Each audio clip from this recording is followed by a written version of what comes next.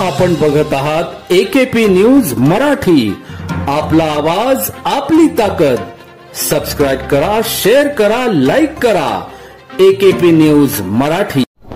नाशिकच्या Ambad link road परिसरातील केवल पार्क येथील प्लास्टिकच्या गोदामाला बुधवार दिनांक 1 जानेवारीच्या पहाटेच्या सुमारास भीषण आग लागून गोदामातील लाखोचा माल जळून खाक झाला. या गोदामाला लागून असलेल्या 4 घरांनाही आग लागल्याने 2 रहिवासी जखमी झाले.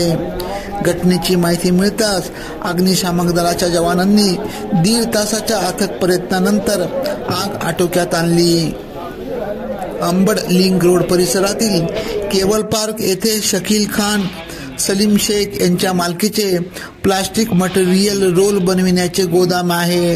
या गोदामाला बुधवार 1 जानेवारीच्या पहाटेला भीषण आग लागली.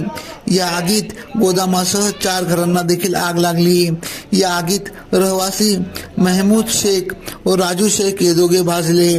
त्यांना जिल्हा रुग्णालयात उपचारासाठी दाखल करण्यात आले.